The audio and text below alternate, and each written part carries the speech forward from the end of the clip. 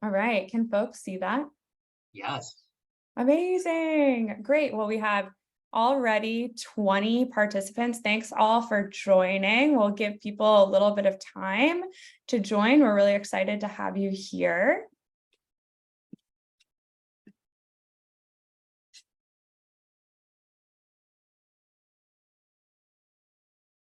Wow, we've got a good group coming in. Thanks everyone for joining. We're really excited to have you here.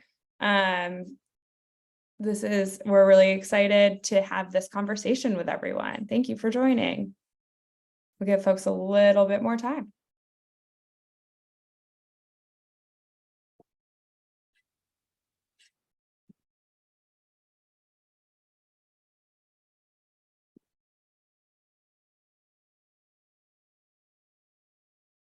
All right. Well, I'm going to kick us off here. I'm really excited. Thanks to everyone who's joined us today. We welcome to Decarbonizing the San Francisco's Transit System, Next Generation Trolleybuses, sponsored by UC Berkeley Social Spatial Climate Collaborative and the Climate and Community Project. My name is Johanna, and I'm the Executive Director at the Climate and Community Project, which is a progressive think tank focused on a climate and inequality nexus.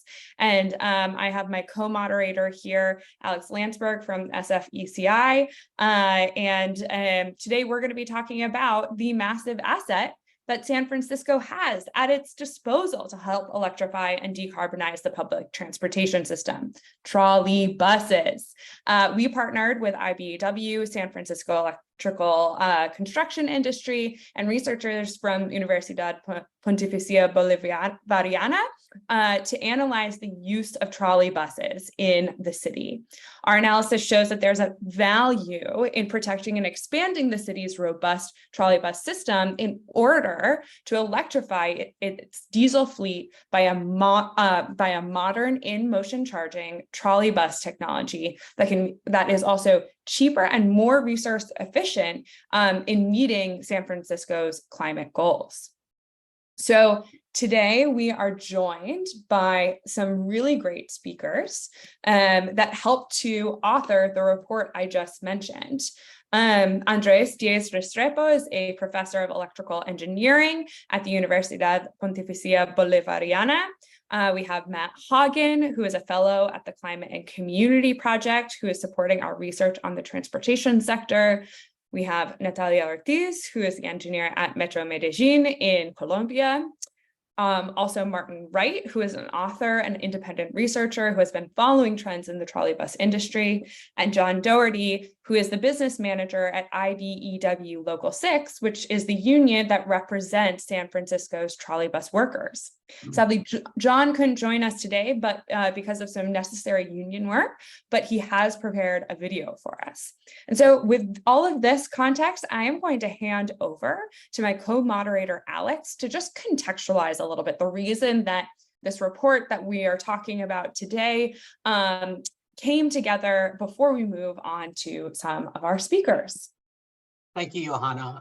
So as Johanna said, I'm Alex Landsberg. I'm the Research and Advocacy Director for the San Francisco Electrical Construction Industry, which for those of you who understand American union world, it's the Labor Management Cooperation Committee of the San Francisco Electrical Contractors Association and IBEW Local 6, so the contractors and the electricians themselves, Labor Management Cooperative. Several years ago, so let me back up here. Several years ago, shortly after the SFMTA board set fairly ambitious decarbonization targets pursuant to our own the California Air Resources Board's clean transit rule, innovative clean transit rule, I came across a line item in Muni's capital budget indicating its intent to actually cease purchasing new trolleybuses and phase out, as it phased out diesel hybrid vehicles, and actually convert the entire fleet to 100% battery electric buses. Well, I had heard chatter about this goal, mostly focused on pulling out the trolley lines in prior years from various staffers. This was the first time I had actually seen it in print. Needless to say, we became alarmed by the news.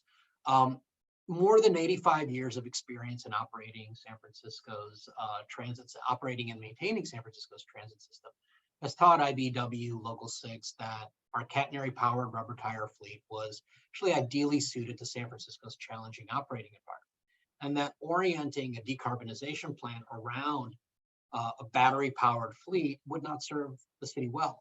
Instead, we asked what an alternative electrification plan that leveraged our existing electric transportation assets could look like, and how that would compare to a full battery option that was being put on the table by Muni. On July 12th, so just a couple of weeks ago, we issued a report that we worked on for over a year that aimed to answer this question. And its conclusion, as Johanna said, and as you hear from the speakers today, is clear and unambiguous. Leveraging our catenary system to electrify Muni is cheaper, it's faster, it's operationally and environmentally superior, and it is ultimately the best option for San Francisco. So, as we all know, this was prepared by an international team of electric transport researchers and experts with Metro de Medellín, and it illustrates how we can add more than 200 miles of electrified service, including on some of the most heavily used diesel lines right now, like the 38 and the 43 and the 7, with just a modest 33% increase in catenary. The report demonstrates how deploying modern state-of-the-art in-motion charging technology requires less land, less new infrastructure, and an overall smaller fleet, while making it easier to actually increase service. And it documents how IMC can reduce Muni's technology, materials, and safety risks compared to battery electric buses. We're incredibly proud of this report and really do hope that it is the start of both a more meaningful analysis as well as thoughtful infrastructure planning within the agency. I'm pleased to present these folks, and I look forward to engaging in this as we go on and answering your questions later as well. Great, thank you so much, Alex. We're very glad to have built this alongside you all. I'm going to now play a video of John Doherty, who is representing IBEW Local 6.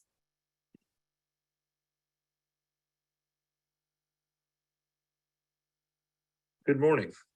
My name is John Doherty, and I'm the business manager of International Brotherhood of Electrical Workers Local Union 6. I apologize for not being able to participate live in this symposium.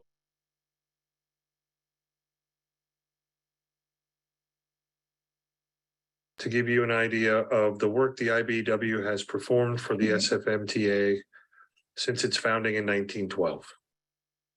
IBEW Local 6 members have been in service to the citizens of San Francisco since February of 1895 and have fought to preserve and maintain the emission-free electrical transit that makes our great city one of the most transit-rich environments in North America. As we look to the future of innovative clean transit, let's take a look at the IBEW's role in electric transit for our great city. We have over 110 years of infrastructure maintenance on powerhouse substations, on the overhead catenary line system, on the service, maintenance, and repair of streetcars and light rail vehicles. We have over 80 years of trolley coach service, maintenance, and repair experience, and over 75 years of cable car service, maintenance, and repair. From the days of the United Railroad Company to the founding of the Municipal Railway in 1912, IBEW members have maintained the electrical infrastructure, equipment, and facilities with our classifications. Aside from the many modes of transportation that a transit agency may offer, there are multiple facilities for the repair, maintenance, and servicing and administration of a transit system. A network of facilities, like this picture of the since retired Turk and Fillmore Street substation from before Muni's takeover of the Market Street Railway, are required behind the scenes to provide motive power. Power generations such as this are installed all across the city to power the many transit lines that are still in operation today. Pictured here from 1928 is a typical substation. This particular substation is located on 8th Avenue in the Richmond district and belonged originally to the Market Street Railway, but was acquired in the 1944 merger and remains in use to this day for the SFMTA. Upgrades to the equipment and facilities have been made over the years, and the direct current rotary converters have been replaced by modern-day DC rectifiers. Lastly, the electrical transit system also relies on multiple transit repair facilities, like the Potrero Division, shown here as it opened in 1915, to provide maintenance and repair services to the transit vehicle. The IBEW has long advocated for clean, emission-free electrical transit, not just because of the family-sustaining jobs that electrical transit can provide, but also for the health of the environment around us. In late 1967, the Northern California Transportation Demonstration Project, in its final report, Coordinated Transit for the San Francisco Bay Area, now to 1975, recommended dieselization of most of the municipal railways trolley coach routes, including the 5 Market Street lines. IBEW6 provided the San Francisco Public Utilities Commission with a report titled Justification for Continuing Trackless Trolleys in San Francisco. The report is a direct response to the efforts to eliminate zero-emission, rubber-tired transit in San Francisco. The San Francisco Public Utilities Commission agreed with IBEW Local 6 and passed Resolution 69-0828, calling on the municipal railway to optimize the use of the city's electrical facilities and electrical transit equipment, thereby placing emphasis on electric-powered transit in San Francisco with a resulting reduction in pollution of the environment by poisoning of the air and a rising level of objectionable noise, which is produced by motor coaches. When it comes to electrical transit, the IBEW has always been at the forefront of electrical transit innovation. IBEW Local 6 members were consulted and provided insight and expertise for federally funded transportation projects aimed at developing an alternative traction power system. Shown here from 1972 is the model of an alternative trolley coach propulsion system designed by Lockheed called the kinetic energy wheel, also known as flywheel energy storage. 1970, IBEW member Earl Birch Jr., a then supervisor of one of Muni's electrical transit shops, was asked if he could rig a trolley coach to run around the block on battery power. Birch put 2 senior mechanics to work on the job, IBEW members Harold Stammerjohn and Dennis King. First, they rigged a trolley coach with 8 old bus batteries and ran it more than 2 miles. Then they worked their way up to 10 batteries and then 12 with progressively longer runs. Again, in 1983, IBEW Local 6 members provide their expertise in yet another attempt to provide an expansion of electrical transit through the use of battery power. Shown here is a flyer trolley coach on Geary Street in test operation, off wire and on battery power. IBEW members employed with the SFMTA deliver the same service and same dedication as those who preceded them by over 100 years. Great, amazing. Thank you so much. We are sad that we couldn't have John here today to speak, but I think he gave us a really powerful message in talking about the history of the IBEW Local 6. So I'm going to now hand off, hopefully not just play that again, as much as we loved it. And I'm going to hand us off now to Matt Haugen. Hey everyone, my name is Matt Haugen, fellow with the Climate and Community Project, and I helped write along with Alex, the policy summary about this report. And I'm going to take sort of a bird's eye view about trolleybuses and in particular, the importance of decarbonizing the transportation system in order to stem the climate crisis. And even beyond that, how we need to take intention in how we decarbonize.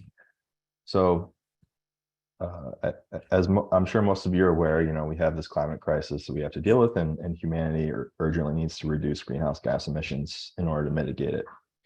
And we're already feeling and seeing the effects of this even now, like more frequent and intense natural disasters, extreme heat, sea level rise, droughts, diseases, species die-offs, and then there's cascading secondary and tertiary social, political, and ecological effects. Our health, our most basic necessities of food, air, water are at stake.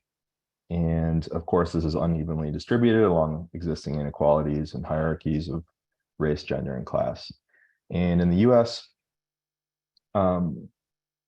the transportation sector is actually the number one source of greenhouse gas emissions, and at around 27 or 28%.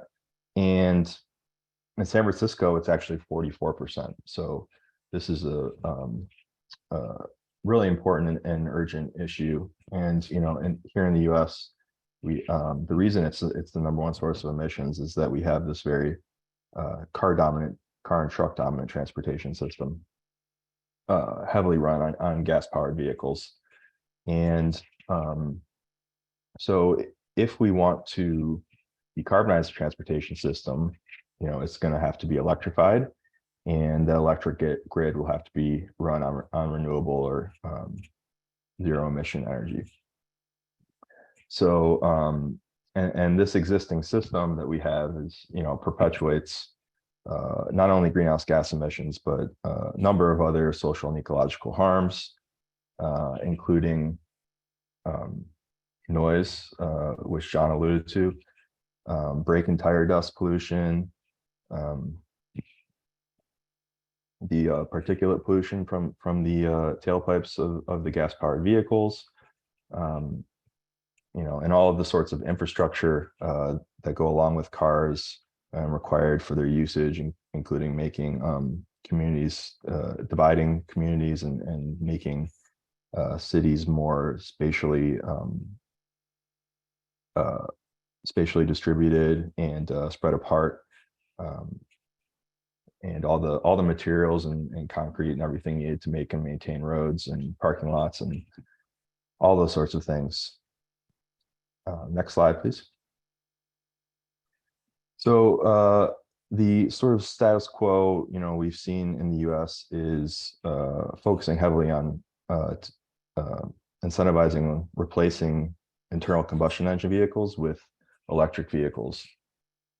And that's sort of reifying the status quo transportation, and that is also the status quo climate policy.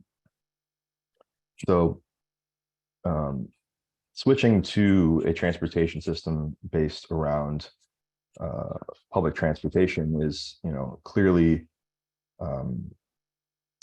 not only the best thing for people on the planet, but it's also much faster and much more efficient.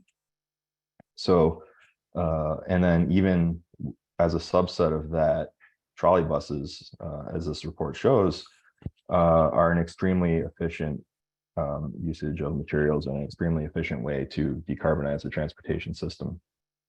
So these in-motion charging trolleybuses, as the research shows, use a lot less materials, and they have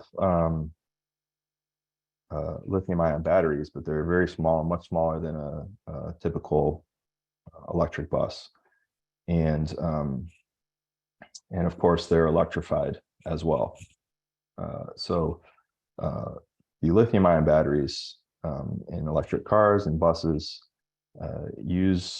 are currently based heavily around lithium, and lithium has to be mined. It's mined in certain places around the world, and with the Climate Community Project, we recently put out a report looking at lithium mining and the effects of it, and modeling some different scenarios. And we showed that a status quo transition could require close to 500,000 metric tons of lithium per year by 2050, which is that's just for the US, and that's around 5 times annual global lithium production.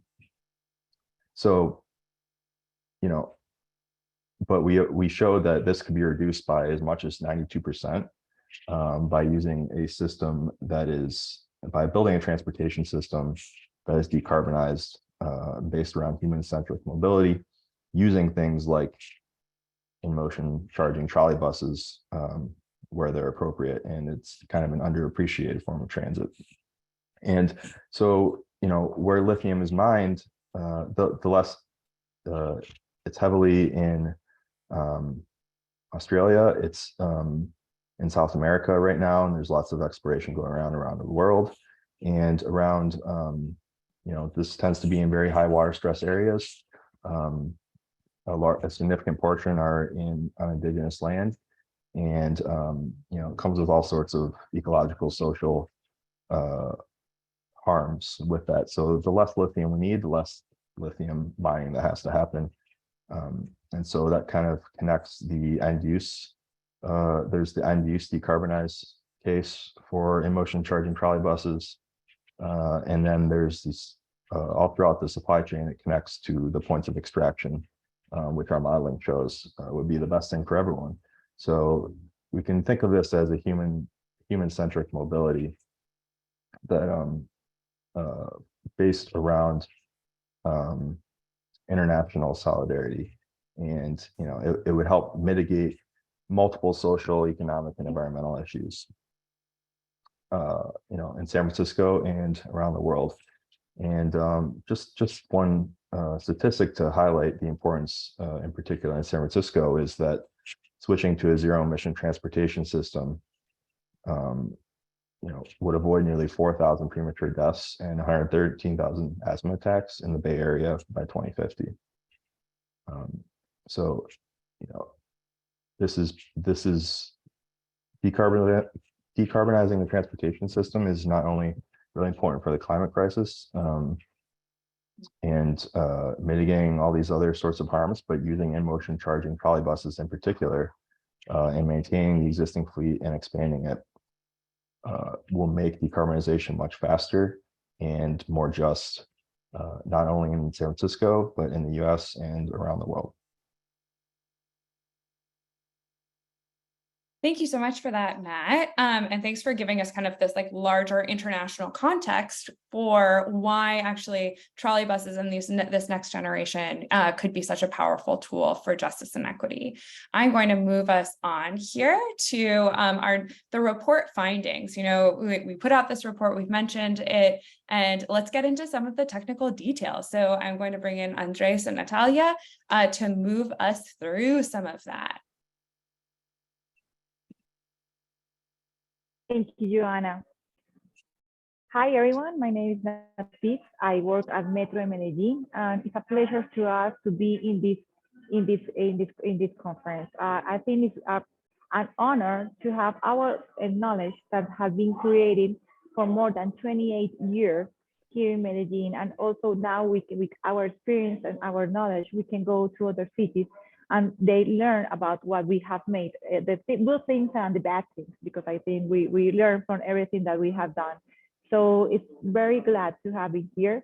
Metro Medellín is more than 28 years to knowledge. We are the first metro system that is in Colombia, and for now it's the only one that we have. We have an integrated transportation system. We have now the metro, we have the tram, we have the cable air, and the electric buses.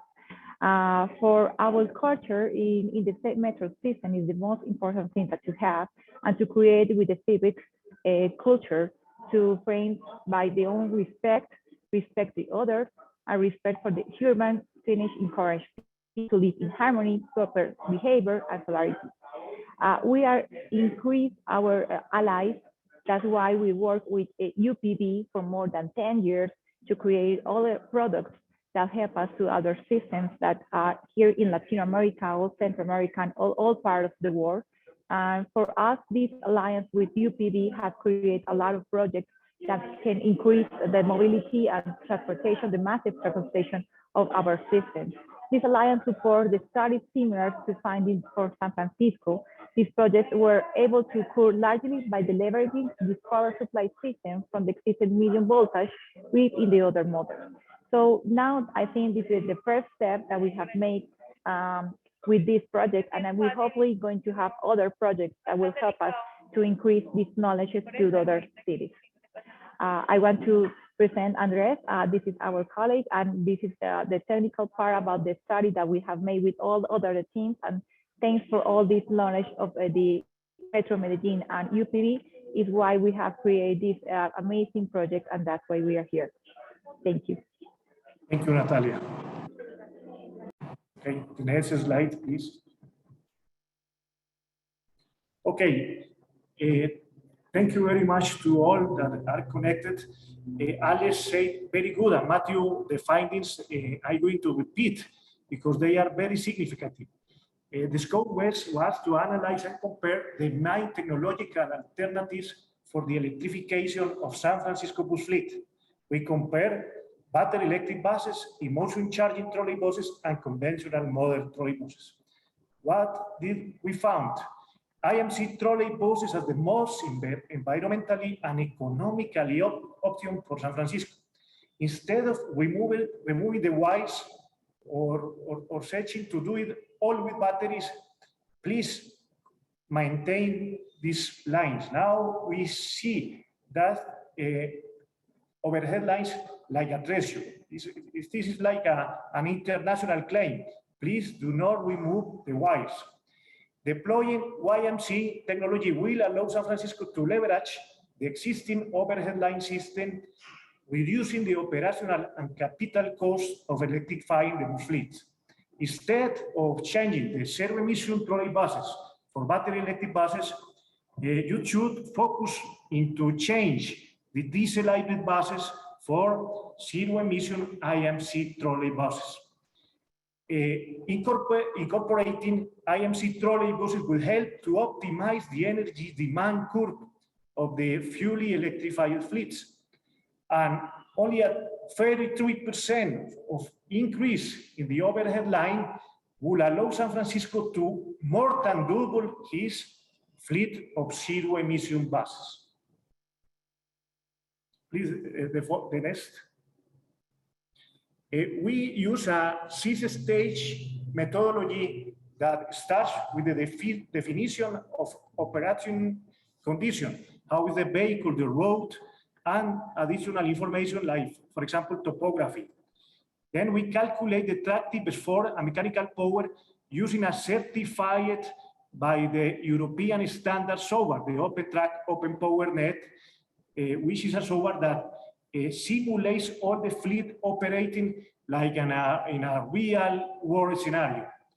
Then we go to the electrification optimization that was performed by our partner in Universidad del Norte, Mauricio Restrepo, and we write our own code, and this optimization seeks to find the best segments to electrify and to reduce the capital cost. Then we go to the analysis of the battery behavior. We don't want that as the batteries go charge and discharge, we don't want that the IMC system becomes a destroyer of batteries. We need to take care of the batteries so they can have a extended lifespan. And then we go to the detailed electric simulation, again, using Open Power Net. And in the end, we get a basic electric design of the system when we are very confident that the system is going to be feasible, that could be built, actually built, and we know the size of the substation, the size of the transformers, and how and where are located if any equipment. Please go to the next. We start with a single road approach. And we have, for example, this road, the 44, is a diesel hybrid. We choose by the optimization method the best segments to electrify. We perform the simulation, and as you see in yellow, you can see in purple how the state of the charge of the battery is kept into a healthy band. It's a term that Martin, that is going to present later, put it, and it's a very way to ensure that the battery is going to last long. Here, for example, in red, we know how is going to be the current in the pantographs of the trolleybuses. We know how is going to behave the voltage in the catenary in blue. It's a very, very detailed simulation. I only can teach the basic things of the report. I strongly recommend to please go into the detail to have a better understanding of these results. Here's the next. As you can see in the graph in the right top, while using IMC trolleybuses, we keep the battery in the comfort zone. We don't age very fast, contrary to the other alternative like battery electric bus.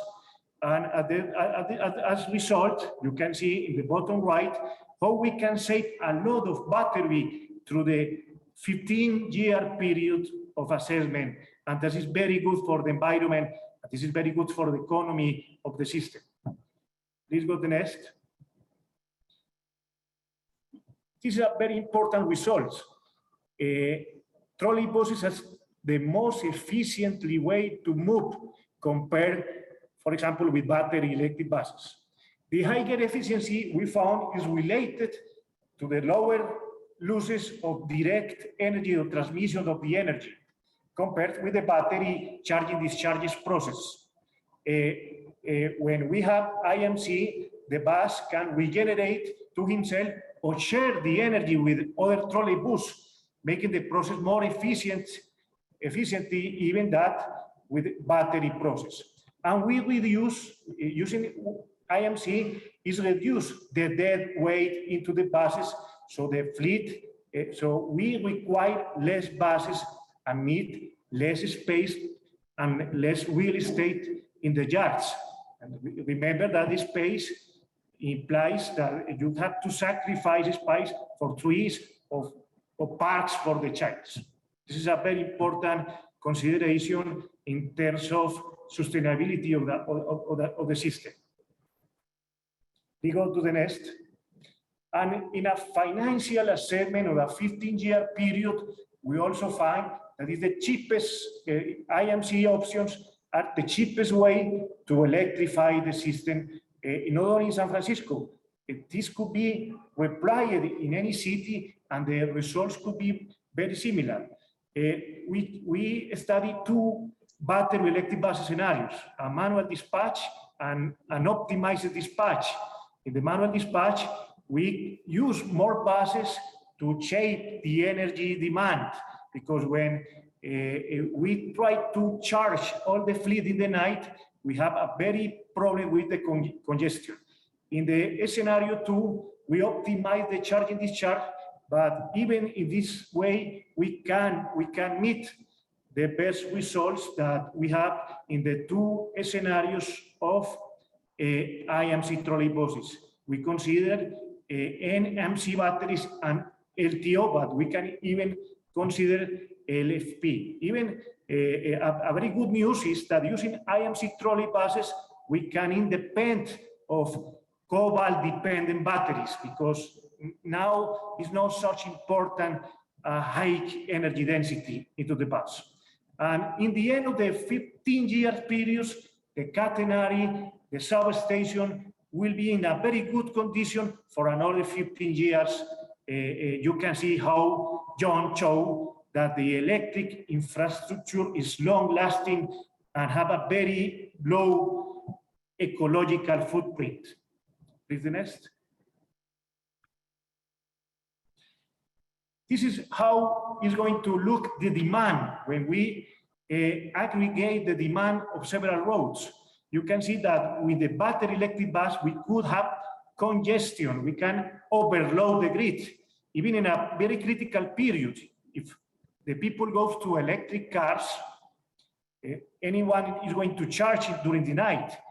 And battery electric bus scheme will not be convenient. With the IMC trolleybus, we have a very good power demand to the grid. Even if you compare, for example, with the solar power availability, you could see that the match is perfect, because when you are running the bus during the day, you have the possibility of put energy, solar energy into the bus directly. Even the wind have a good match with this curve, as you can see in the right. So this is a very good situation for San Francisco to that the IMC trolleybus fits very well with the use of renewable energies. And please the next. And when we go to a wide approach, when we start to include in new routes, we found a synergetic effect, and we can find that the more buses, the more catenary, the best for the system. the average consumption of the fleet goes down because the possibilities of interchanges of energy in regenerative braking increase. So IMC has a very synergetic feature that, for example, battery electric buses, you don't have this feature. If you double the fleet, you have to double the charges, and you don't see this effect. And as Alex said, it's only a matter of put some small wise to reinforce some substations to double the more than double the electric fleet in San Francisco. So I use this, the results. Please go into detail to have a better understanding of the report. Thank you very much to all.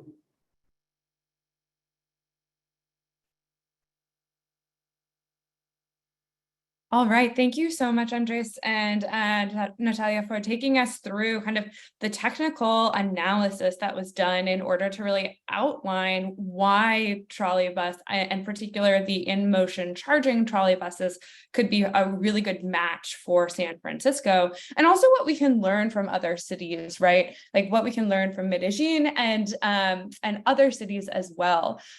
So that takes us very neatly into a bit of a discussion about the international market and the developments in trolleybuses that we're going to hear from Martin Wright about.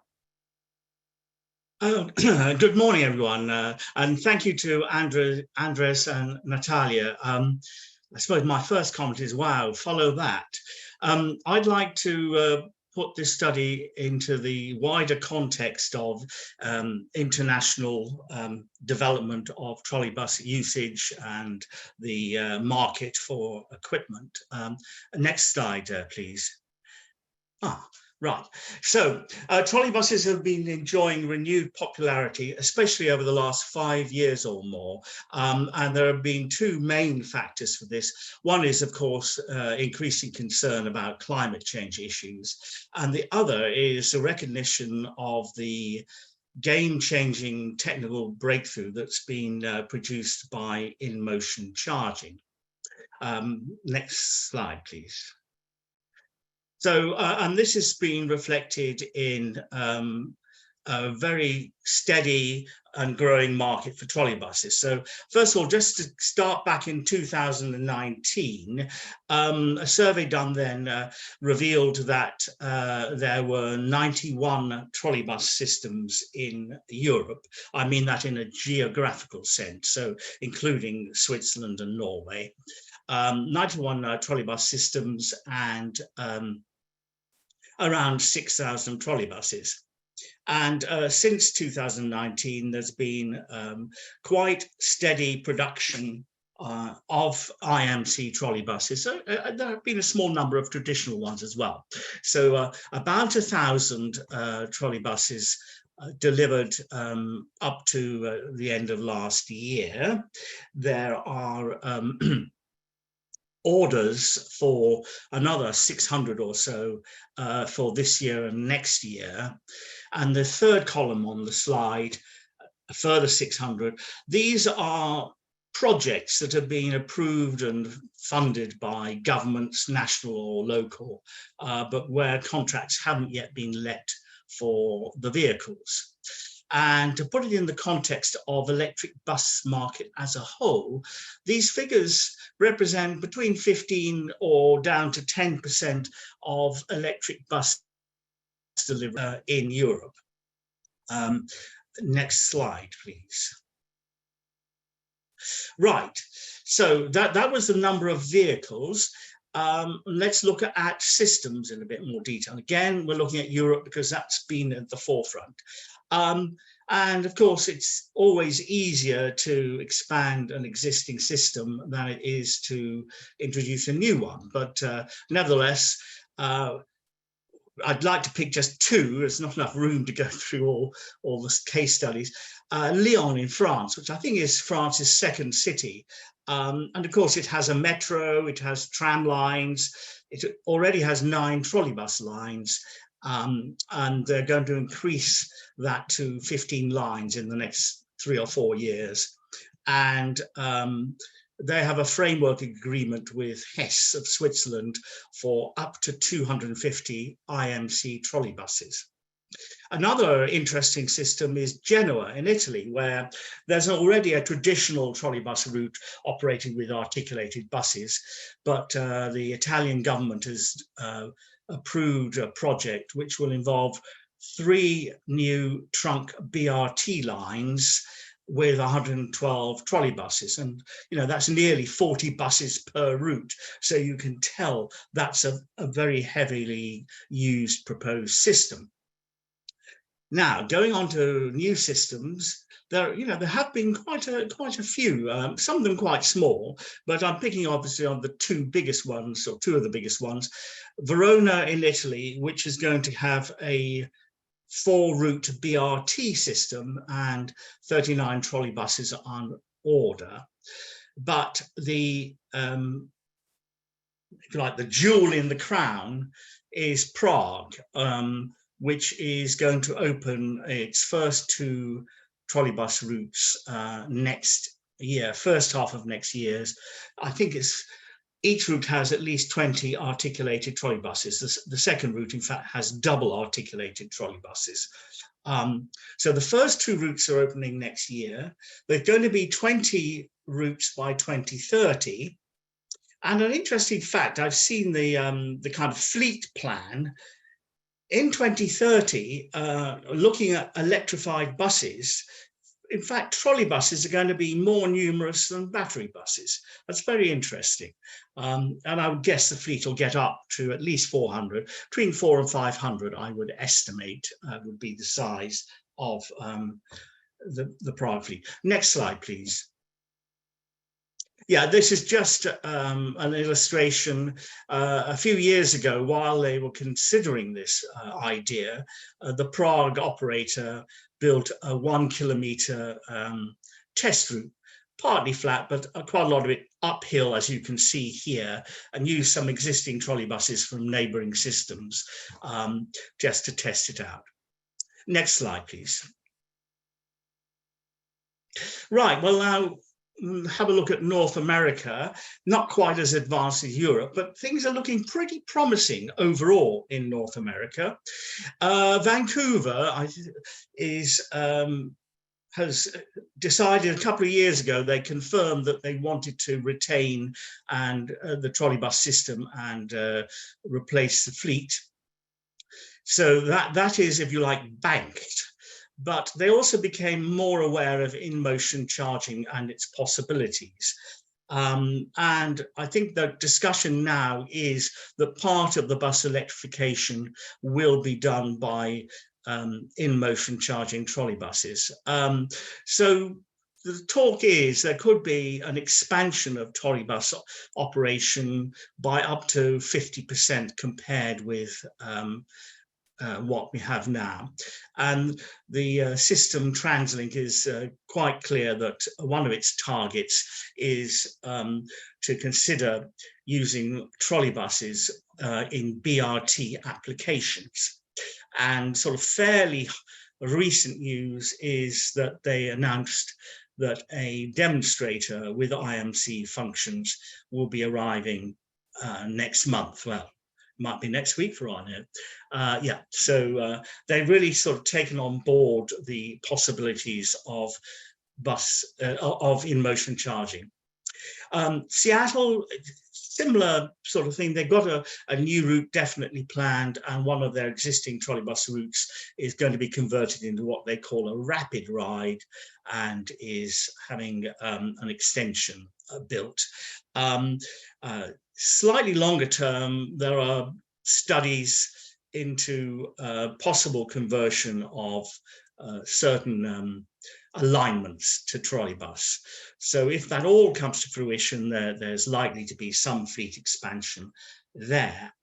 Obviously the star of the show in North America is Mexico City, which had a rather rundown trolleybus system when the existing local government came into power in 2019. And they resolved to build 500 trolleybuses by 2024. And as a result of various searches and what have you, they opted for Chinese-built trolleybuses. Deliveries have been keeping to plan, and I would expect that they will have all 500 delivered by the end of next year. And these mostly replaced the rather rundown conventional routes. But last year, a brand new elevated Trolleybus BRT was opened. It's 8 kilometers long at the moment, but work is starting on a further 8 kilometers extension to it. And then we also have a proposal for an 18-kilometer interurban Trolleybus BRT, which will run from Mexico City into the state of Mexico to a town called Chalco. Well, San Francisco, we know it's got a modern fleet, and we've just heard that there's scope for more than doubling of the service. But I'll leave it at that, and I'll give some more comment at the end of the presentation. New slide, please. Yeah, just before we move on, this is just an illustration of the elevated Trolleybus BRT in Mexico City. Note that the line has capacity for 150,000 passengers per day. And the manufacturer of all the trolleybuses there is Yutong. New slide, please. Right, so we come because I often hear people saying, oh, it's so difficult, we can't get trolleybuses, we're not going to get any support, so forth, which I think is not. I've spoken to people and they don't really have such bad problems, but it isn't a good thing that there's only one manufacturer in North America. So we've got New Flyer, and they usually use the equipment from Keeper Electric. But if you look at Europe, remember our 300 or 400 trolleybuses a year, there is a lively market and there is competition. So we have 5 manufacturers of bus bodies: Hess in Switzerland, Iveco in France or Italy, Solaris Poland, SOR in the Czech Republic, and Van Hool in Belgium. All of them making very nice trolleybuses with some really interesting features. And then there's a good range of electrical manufacturers too. Okay, so next slide, please. And this is just an illustration of a double articulated trolleybus built by Hess. Next slide, please. So what about San Francisco? The fleet is modern. There's good investment in electrical equipment and infrastructure. There's a skilled workforce keen to develop the system. Hopefully the management and political leaders will see that expanding trolleybus operations in line with this report is the best way to achieve full fleet electrification. Final slide. There should be a picture on this. Yeah, there is. I know there's at least one guest from Seattle. So here's a Seattle trolleybus about to climb an extremely steep hill.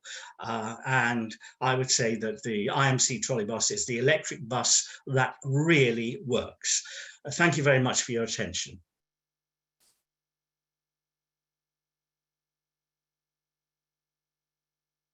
Thank you so much, Martin. Thank you to all of our panelists and everyone who's spoken today. I think we have gotten a real insight into the future of trolleybuses, not only in the potential for San Francisco, as I think Martin really did a great job of articulating at the end there, and all of our colleagues here have been able to describe, right, of the fact that this is an efficient way to electrify transportation in San Francisco. it is building off of an existing workforce that can keep on operating these things. And also there are these climate and ecological impacts by keeping the size of batteries small and being able to make this transition rapidly. So I know that we have been receiving a few different questions in the chat, which we're really grateful. Please throw in any. I know that Alex has been doing his best to answer in real time as well.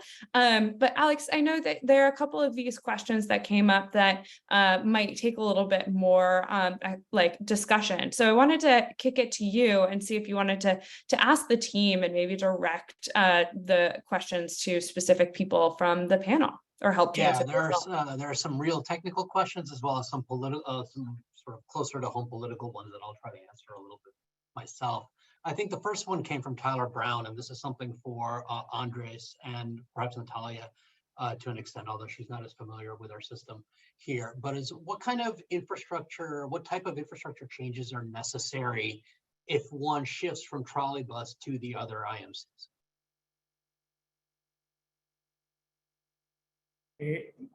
I can just imagine a fast charger. It's the way that a modern compact substation would like. Very easy to install in the city. Very easy to feed from the medium voltage network.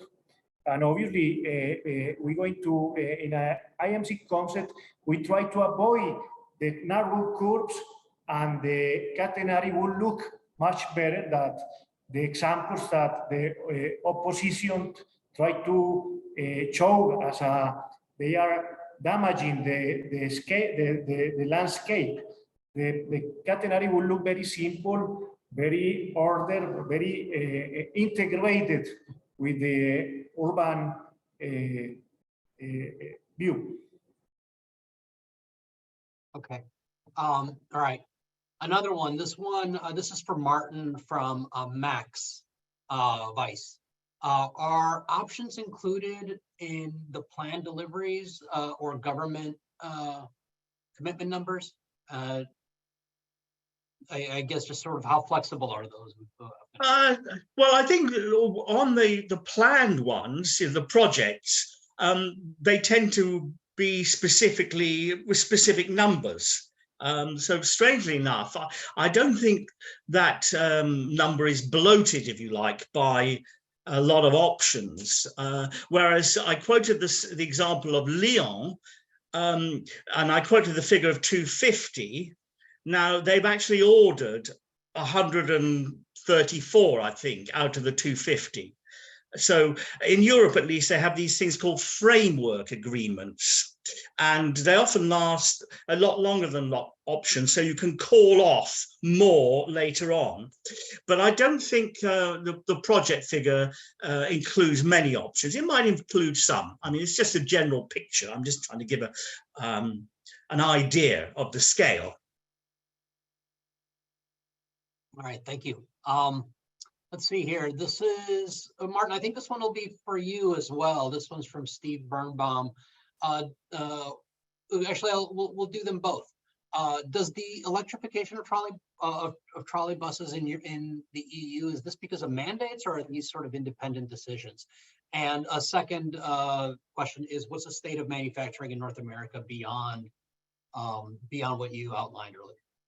Right, well, so going to Europe, I mean, Europe is quite positive. For example, the EU Clean Bus Directive includes trolleybuses in its program, and they're visiting, they've got lots of trial cities, and trolleybus cities are included in the range that's being considered. So the EU is pretty positive about trolleybuses. I wouldn't say, I'm not aware of absolute mandates for trolleybuses. I think it's just a choice.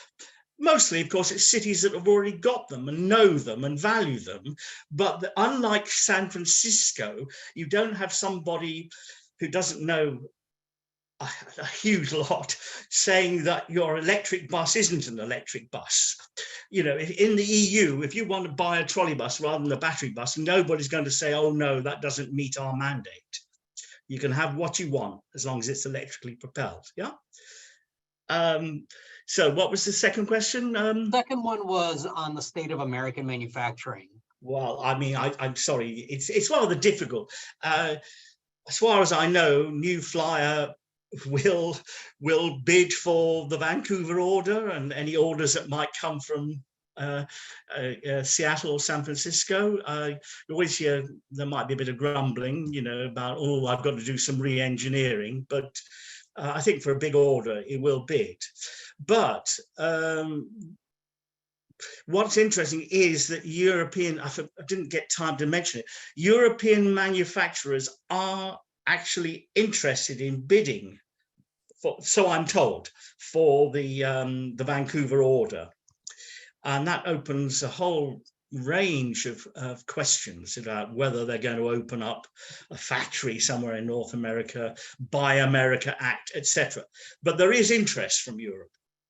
That's, and it would that's bring good to hear. I wanted to add that last November, SFMTA staff actually spoke to the UITP's Trolleybus committee and discussed the sort of the uncertainties of manufacturing. And I think one of the things that may have been driving some of their decision making earlier on had been just the fact that there aren't a lot of domestic manufacturers, and that in combination with Buy America provisions that hampered them. Part of what they've done, and maybe they'll jump in the chat or something like that if there are any here, is we've understood that they've been trying to form a trolleybus purchasing collaborative of some sort, to try to get those economies of scale so that we can get these things here in the US.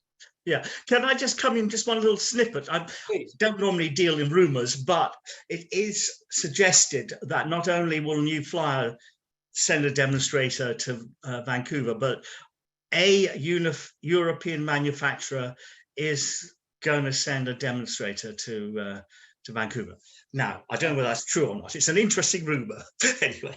That's great. That's great. I want to just a couple things here, a couple other ones. These are more the political questions. Here we go. So this is from Hazel. Thank you for your comment. The report is really wonderful and hopeful. What are some things that need to be done to convince the city to implement these changes by political leaders, workers, and citizens? And I think there's a secondary one from Cyrus, which is, are there political roadblocks in California to moving forward with IMC trolley buses compared to BEVs? Often advocates here grumbling around state capital grants, but the situation has never been entirely clear, or do we simply have a problem of awareness? Temperamentally, I would say that it's a problem of awareness, and I think just this headlong rush into battery technology. I think the fact that San Francisco is the only agency in California that had a trolleybus system sort of created a little bit of myopia by advocates. At the same time, I think during the rulemaking process, there was some concern that San Francisco might use its trolleybus purchases as a way of continuing its diesel purchases. And there were some rules, and there were some specific rules that were put in to place to prevent that from happening. I do think that it's worth sort of revisiting the rulemaking and getting clarification from the ARB and from all the various lawyers that are involved. And this was a question that had come up with someone else. What's the difference between an IMC bus and a battery bus, at least for the purposes of the IRA and the Biden infrastructure package? And you know, Johanna, maybe you can jump in, or Matt, you can jump in to say if you're aware of it, but it does not seem to me that there ought to be. It is a 100% zero emission bus. It is powered by electricity. It just happens to have a smaller battery and a secondary fueling propulsion system over there. So, you know, again, temperamentally, I'm inclined to say that there is no difference for these things, and I'd wait for someone from the IRS to tell me otherwise. To the political question, I think part of what we're doing here is really getting the word out. As John Doherty mentioned in his video, we've done this before.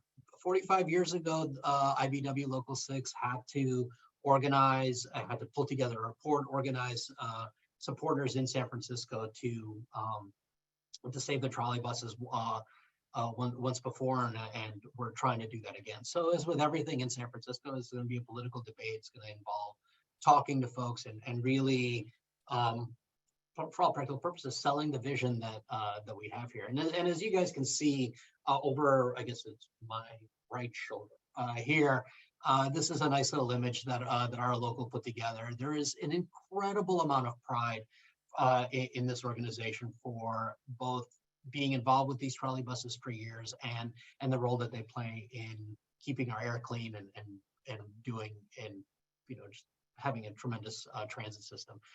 And hopefully we can leverage that spirit to continue.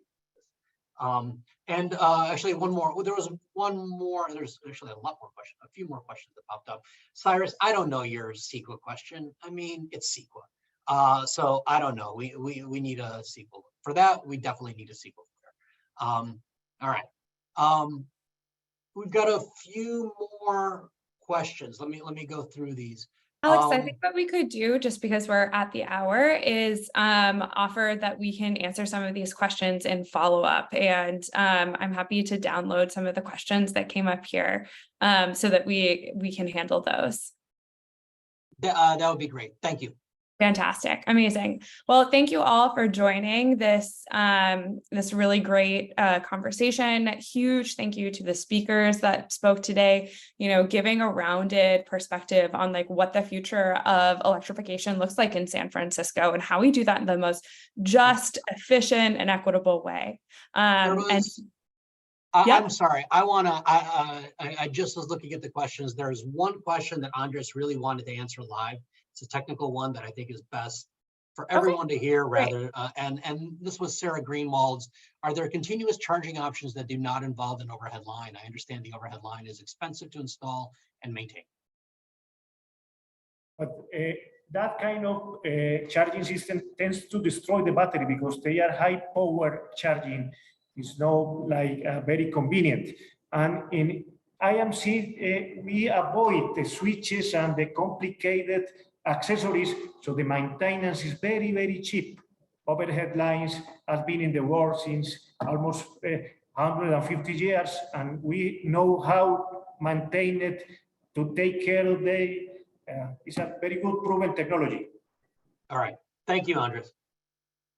Also a great way to end our conversation today. This is a proven technology that we know how to implement, and there are very clear pathways to doing so. So thank you to everyone for joining today. We'll follow up with additional questions, and please feel free. We landed the report in the chat. You'll be able to find a lot more information in that research and technical analysis. So thank you all so much, and huge thank you to the speakers that we had today. Thank you very much, everyone. Thank you. Thank you. Thank you. Thank you. Bye.